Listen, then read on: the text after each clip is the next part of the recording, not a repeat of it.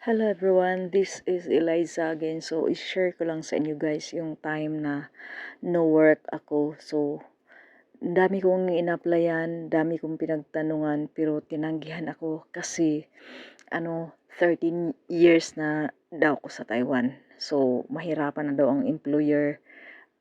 Mahirap daw ihanap ang employer at saka malulugi daw kasi ang employer. Kaya, mostly daw walang tatanggap na employer kasi sa tagal ko na.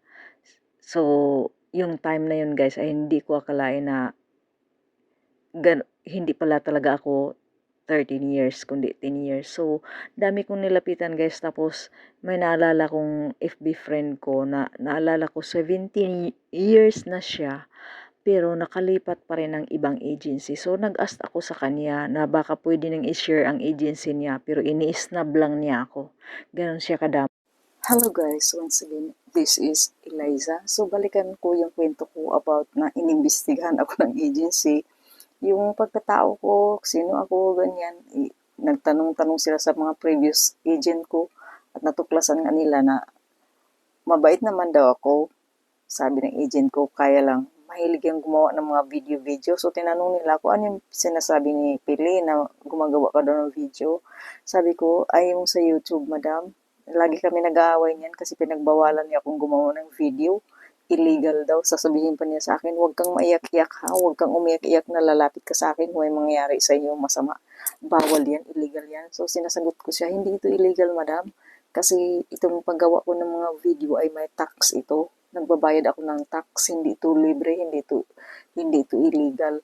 Sabi ko, huwag kang mag-alala. Kung makulong ako kung illegal, eh hindi ako hingi ng tulong sa'yo. Galit siya sa akin. Hello guys, this is once again Eliza. So, continue ako ng aking story guys. So, nung nalaman ko na kukunin ako ng kukunin ako ng mga employer na to, so dali lang pumunta dito ang aking bagong agent. Sinundo niya ako at kinuha ko yung aking isang luggage na iniwan sa agency. Tapos sinabi ko kay sir, huwag niyo naman ako singilin kasi ang policy kasi ng agency guys, kapag may gamit ka doon, kahit hindi ka natulog, may bayad pa rin yun, 100 per day. Huwag niyo naman akong singilin, kailangan na kailangan ko ng pera. So, hindi ako siningil guys, hindi nila ako hiningian ng bayad. So, nung kinuha ko yung aking luggage, napakwento sa akin Sir, Sir Teo. Si Sir Teo, parang kaklose ko yan doon sa agency. Tapos sabi niya, Eliza, nagpunta kami ng immigration. 10 years ka pa lang pala sa tayo. Hello guys, so isi-share ko lang sa inyo guys yung time na tambay pa ko sa agency. So, tinanong nila ko yung life ko. So, kinikwento ko yung totoo na ako ay matagal lang separated. May dalawa kong anak. Tsaka yung mga anak ko na dumaan ng anxiety and depression. Kinikwento ko. Tapos, tinanong nila ako yung sinong agent ko na matagal ako. So, kinikwento ko kung sino. At may contact pa ito sila. So, kinukontak nila yung agent ko. Tinanong nila kung kilala ba niya ako, kung ano ako. So, kinikwento ng aking previous agent na kilala niya ako. Mabait yan, pero yan ay mahilig gumawa-gawa ng mga video. Mahilig gumawa-gawa, pinagbawalan nga daw niya ako. Tapos sinanong na ako, ano mga sinasabi sa'yo na ni Vili na mag-video na ginagawa mo? Sabi ko sa YouTube. Hello everyone, share ko lang sa inyo yung aking sitwasyon na pag-try out. So, nag-try out ako dito noong October 27, Monday. So, pagdating ng Miyerkules, nag-message ako sa agency na kumusta? Kukunin ba ako ng employer ko or hindi? Pakitanong niyo para alam ko kung mag-stay ako dito or hindi. So, kino-confirm niya ng agency ko. So, tinawagan niya yung bagong agent ko, si Madam Ye. Yun yung bagong agent ko. Tapos yun, kinausap ni Madam Ye yung employer ko na temporary na kukunin pala nila ako kasi gusto nila ako kahit hindi ako magaling mag-Chinese. So, kinuha nila ako at gustong-gusto nila ako, lalo na ito si Lolo. Gusto nila ako dito mag-work. So, yun nga guys, mag-sign contract na ako. Hello everyone. So, isi-share ko lang sa inyo guys yung panahon na wala akong work. So, marami akong ina-applyan na agency. Pero, mostly, ang sagot sa akin, ay naku, 13 years ka na sa Taiwan. Mahirap na ihanap ng employer kasi kumbaga malulugi ang employer, magbabayad sila ng malaki sa government. Tapos ako, patapos na ng term. So, wala talaga halos tumanggap sa akin, guys. So, may isa akong FB friend na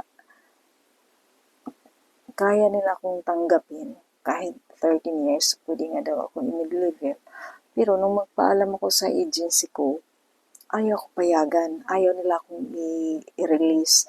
So, kasi ihanap daw nila ako. Ihanap nila ako ng employer. Nangako sila na magkaka-employer ako. Hello everyone. In this video, let's talk about lucky charms. Like this I'm wearing here. So guys, yung mga panahon na wala akong trabaho, so nagtambay ako sa agency. So, hindi ako kain tulog lang. Gumagawa ako ng mga videos, mga dance, or mga lip sync outdoor, or nature's photography. Tapos, may nadaanan akong store guys na Chinese store na nagtitinda ng mga lucky charms. Ano siya, lalaki ang may-ari. Tapos magaling siya mag-English. Matanda na siya. Tapos, bumili ako nito. Ito sa kanya ko to siya binili. Ano ito? 160 NT. Tapos nagkwentuhan kami. Tapos sabi ko, totoo po ba yung mga sasabi-sabi na lucky charms, magsuot ka nito para sa anxiety and depression, para swertihin ka sa buhay, para panguntra, para pang evil eye. Alam niyo guys, ang sagot niya sa akin, lahat ng yan, there's nothing to do. Walang katotohanan. Imagine, Chinese na yan guys. At may paninda siya na lucky charms, pero hindi niya pinopromote ang kanyang lucky charms na katulad sa iba dyan na bumili kayo kasi ito saswertihin ka, ito ay pangontra sa mga chismosa, pangontra sa mga evil eye, whatever. Sinasabi niya guys, iisa lang talaga ang pinaka-meaning niyan. Na-attract ka, nagagandahan ka, yun ang totoo. Pero yung sasabihin mo, bibili ka para lumakas pa, para gumaling ka sa iyong anxiety and depression dahil may energy siya. Plastic man or kahit anong bagay ay meron energy, pero hindi ganun ka-powerful. Kunti lang, kahit pa daw plastic, kasi yung iba sabihin, ay plastic yan, ano yan, wala yan. Plastic or real stones or real charm stones, mayroong energy, pero walang magawa yan sa sarili mo.